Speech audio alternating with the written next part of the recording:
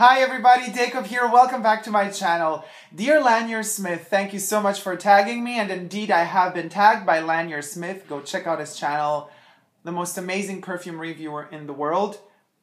I have been tagged by Lanier to do my first fragrance tag. Is that the correct terminology? My first fragrance tag. Well, let's see. So this is going to be a different type of Sunday, I guess. Not the perfume review Sunday, but a perfume tag Sunday. I've just washed my hair. It's so hot over here. It's like slowly drying, so bear with me. This is kind of what it looks like when I'm half done. But it just helps me keep cool and fresh because it's just too hot at the moment. Oh, I forgot my watch. Let's add the watch. We need a little bit of details here, right? A little bit more contrast while we're doing this. Here you go. X-Ray Watch Power by Jeremy Scott. My first fragrance ever. Now we're not talking pure extract or pure perfume, but just the first fragrance I ever kind of consciously received or remember receiving was when I was, how old was I? Maybe 9 or 10. 9 or 10.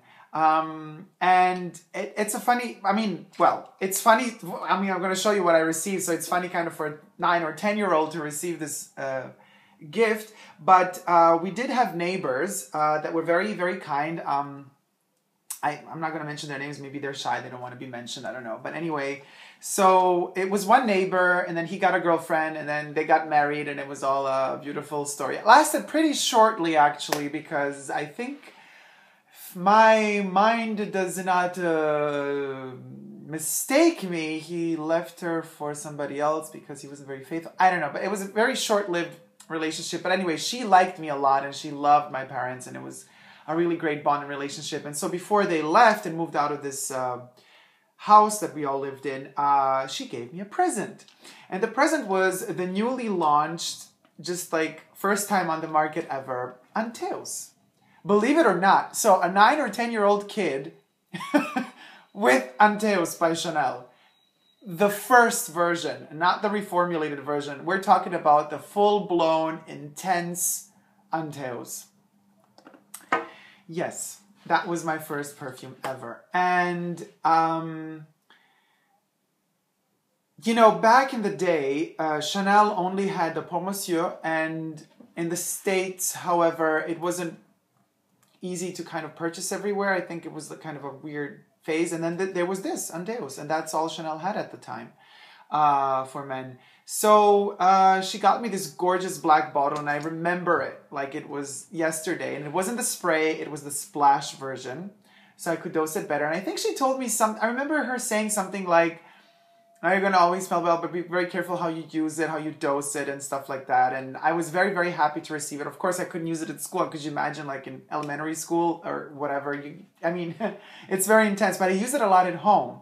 And I had a big obsession for perfumes already by then. And I remember as a kid running to Macy's, Bloomingdale's, wherever, every perfume counter. And when you're a kid, you're kind of really tiny and cute. You just look at the salespeople and you go, oh, can I please have some samples? And they're like, oh, aren't you cute? And they just like throw at you all these samples. And mind you, back in the 80s and the 90s, perfumery was luxury, but luxury was considered something more reachable to most people.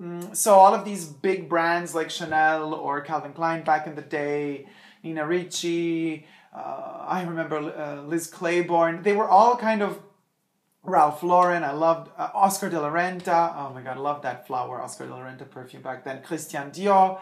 They would just throw at you these ginormous samples. They were not as stingy as they are today. Back in the day, you would get samples before you purchase a fragrance so that you could get to try it out. And then if you like it, you come back and you purchase the fragrance. Nowadays, you gotta kind of mostly purchase a fragrance, then you get samples of other fragrances, which makes absolutely no sense to me. And you have to kind of build up a relationship with some essay from some perfume counter in order to kind of in the future then get samples even though you don't purchase stuff.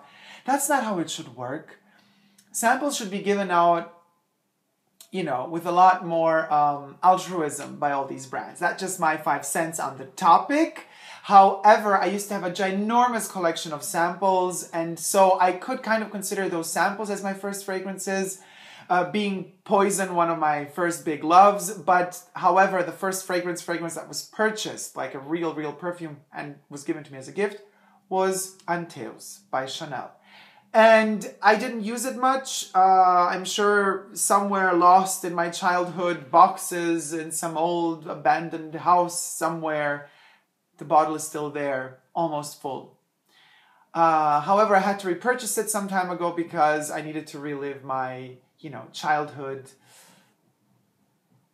I don't know, memories, I guess. And for whoever's interested in checking out the review of this perfume, I did a review on Anteos, card section up above. Check that out if you like. And however, then came a day when I had to, and now we're getting to the actual tag that I consider the real tag. My first, not fragrance, but perfume. And under perfume, I understand a parfum or pure perfume or extract.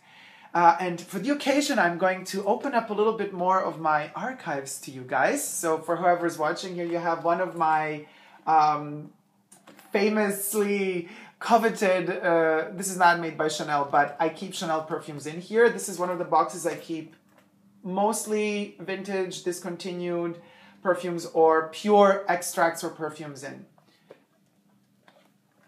So let's take the, as you've all seen, En Fleur de Chanel. You could also check out this review. I did the review on the flower by Chanel. So in here you have kind of most of my collection of pure perfumes and special editions, limited editions, what have you, whatnot. In this box is also the first perfume that I ever purchased. And this I purchased for myself. And this was Chanel No. 5. I still have the bottle that I purchased back in the day because in the meanwhile, I got other bottles that I got off secondhand websites. I have also, the spray version. So I have a lot of them. So this one I use really for special occasions because it was my first perfume. And as you can see, it's still in the old school bottles or boxes. You could check out the review on Chanel No. 5. Also up above in the card section. I did show this bottle in that particular review. This one is now sealed in case I travel, so it doesn't open up. It just has basically tape around it, which you can just, scotch tape, which you just take off. So you can see this is what's left of my bottle. It's a bit kind of muddy in there, but that's not just because of skin. It's mostly because of the tap. Now they don't do that anymore. They do like plastic taps. Back in the day, it had like this kind of chiseled or glass, so you have like little powder of the glass also falling in as you keep opening and closing it. But that doesn't alter at all the quality of the scent in any way.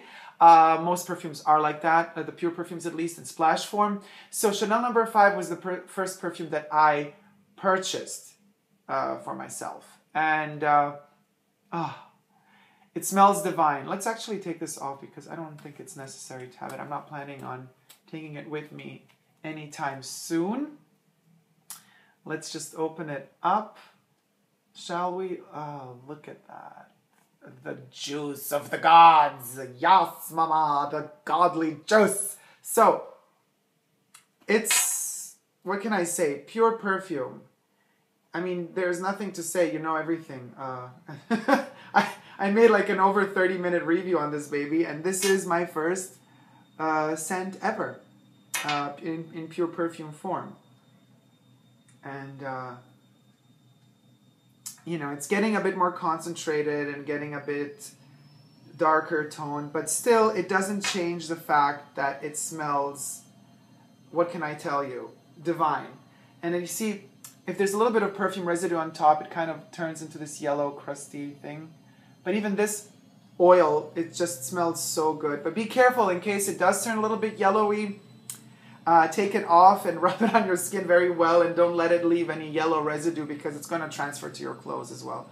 So you got to be careful how you store it too. Let's just clean it off. There you have it. So that was my first fragrance and first parfum ever. Now, at this point, I would love to tag Farah. Farah, my dear, tell me, let us all know, Farah, what is your first fragrance? And especially, if you have any story related to it, because you never know, right? there could be some crazy story related to the perfumes that you love. You know, my particular story is not that special for the first perfume as Lanier's was because I didn't have any side story related to it. However, I do have a couple perfume stories to say in general. So if anybody's interested, let me know in the comment section down below and I can get to it in the future. So don't forget to share, people. Subscribe to my channel if you wish to see more. Leave me comments in the comment section below, I mean. Oh God, too hot. And I love you. See you tomorrow. Take care. Bye.